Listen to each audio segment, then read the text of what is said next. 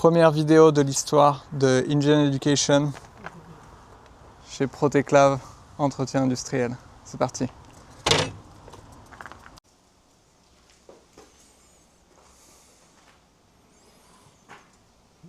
Hey, bonjour Arthur, tu vas bien? Ça va? Bienvenue chez Proteclave. Écoute, la première chose que je vais faire, je vais t'expliquer un peu ce qu'on fait comme boulot. Parce que c'est pas toujours évident pour tout le monde. Alors regarde ce panneau, ça c'est notre métier principal.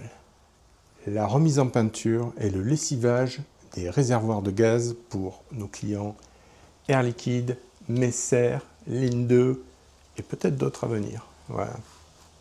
Ça, c'est une partie de notre boulot. Après, on fait aussi du dégraissage réglementaire de haute de cuisine et de traitement de l'air.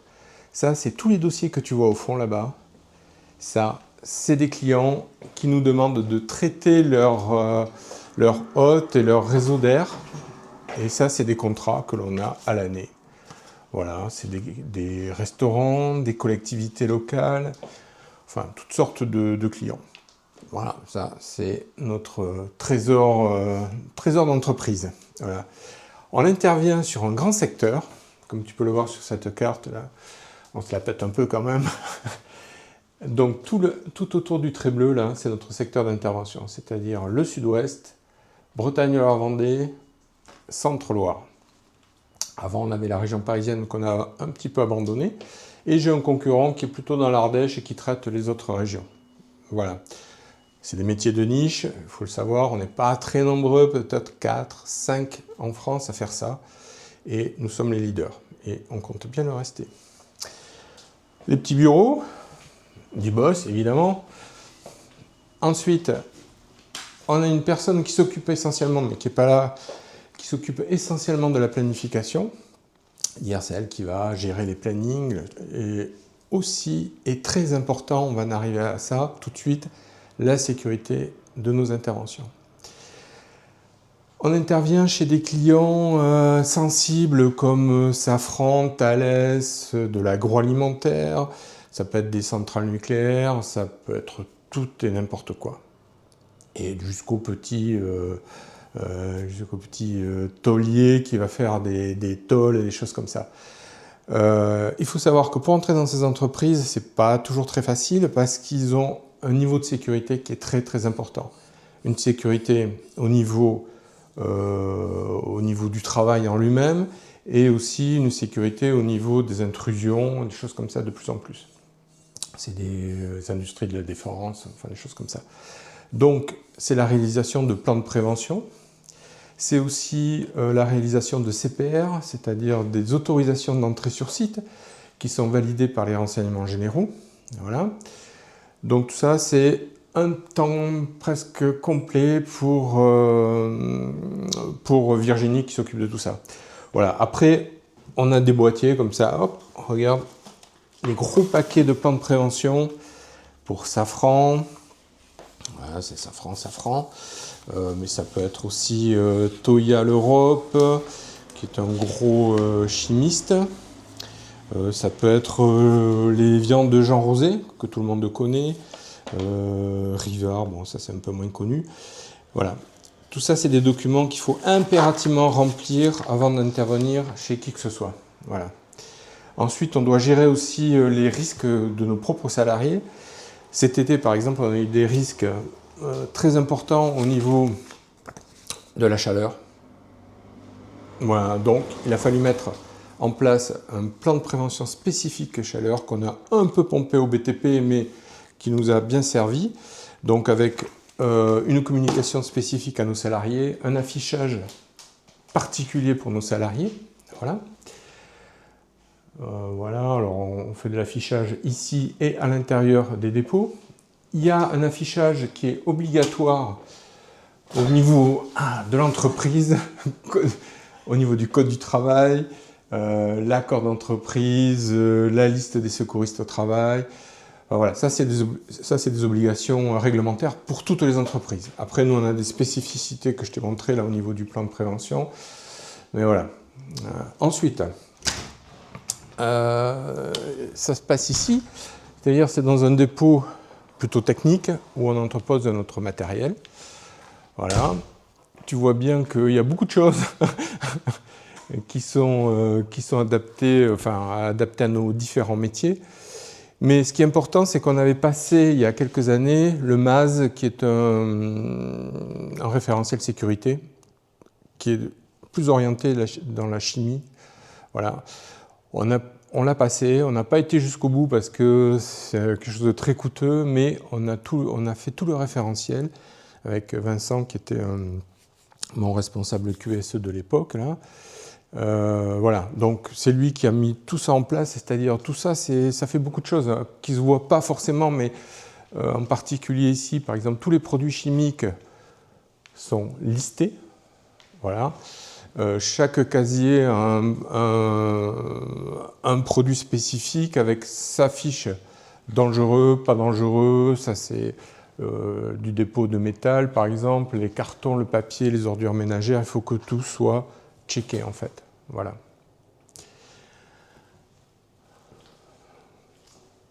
Ensuite, après, on a des EPI. Alors, EPI, il y a des EPI collectifs et des EPI individuels. Donc, les EPI individuels, c'est par exemple des harnais que l'on doit vérifier tous les ans. Je vais t'en montrer un, par exemple, qui est mis au rebut. Donc, il est parti à la décharge parce qu'il n'est plus, voilà, avec le mousqueton, les sangles. Ça, c'est un EPI individuel. Ça nous permet de monter sur des toits ou sur des nacelles. Si on tombe, on a des mousquetons, c'est comme les alpinistes. Hein, voilà. Sauf que celui-là, il a de la peinture, donc il est mis au rebut. Voilà. Donc tout le monde, ça c'est des EPI individuels. Après, on a des EPI qu'on appelle collectifs, dont tout le monde se sert. Très typiquement, c'est les échelles, les escabeaux, les échafaudages. Voilà, ça c'est ces EPI collectifs.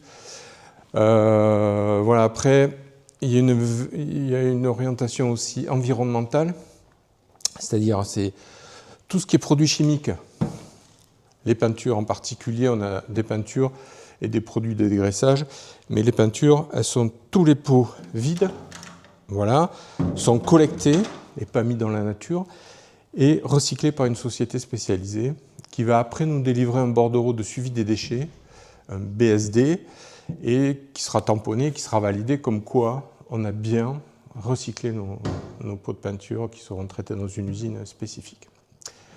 Voilà, globalement, c'est ça. Ça nécessite une surveillance constante et je compte sur toi pour t'en occuper. Ouais. Arthur, j'ai oublié quelque chose de très important. Il est important d'afficher tout ce qui est sécurité, donc les 5 S par exemple, trier, respecter, ranger, nettoyer, standardiser. Pourquoi S? Je ne sais pas, mais il y en a 5, ça c'est sûr. Les règles qui sauvent, ça c'est notre client Cofili Service NG qui nous avait donné ces documents pour éviter les accidents mortels, ne pas passer sous une charge avec des pictos très spécifiques. Après toujours le problème de la chaleur qu'on a eu cet été, donc là on a fait un affichage spécifique. Pour les collisions sur chantier aussi, parce qu'on s'est aperçu qu'il y avait des risques. Ici, quelque chose de très spécifique qui fait partie de la sécurité pour certains, c'est les zones ATEX. C'est des zones explosives dans certaines entreprises. Très bizarrement dans le cognac, parce que y a de l'alcool, et quand on fume après de l'alcool, ça peut poser quelques problèmes, mais ça peut être aussi d'autres produits chimiques très inflammables. Donc il y a des zones où on ne peut pas pénétrer si on n'est pas habilité à ATEX. Et cette habilitation, on l'a par une formation de 2 ou 3 jours, je crois, il me semble. Donc on a certains salariés qui sont habilités à ATEX, et ça dure 3 ans, et il faut le renouveler tous les 3 ans. Ensuite, les produits chimiques. On ne peut pas, certains produits qui sont liquides, on nous demande de les mettre sur des bacs de rétention. Bac de rétention, c'est ça, il y a 2 types. Il y a le bac de rétention plastique, comme ça, qui permet de récupérer des produits très corrosifs, alcalins, et après des bacs de rétention métalliques qui permettent de récupérer des solvants, essentiellement. Alors dès qu'il y a des fuites, des choses comme ça, ça permet d'éviter qu'il y ait des déversements intempestifs dans le dépôt ou même ailleurs. Après, les produits pâteux comme les peintures, ça c'est autre chose, ça ne nécessite pas forcément, je dis bien pas forcément, un bac de rétention, mais on est en train d'y travailler pour en avoir aussi pour les peintures. Voilà. Après, c'est important aussi de faire un peu d'affichage, des rappels sur le port des protections auditives obligatoires, qui sont très spécifiques à notre activité avec le nettoyeur de pression en moteur. Voilà, des règles de qualité aussi. Voilà. Ça, c'est la très à l'américaine. Voilà, des consignes. Faire attention au volant. On vous attend au tournant. Voilà. Moi, je crois que j'en ai terminé, mais c'est jamais terminé la sécurité, tu le sais très bien.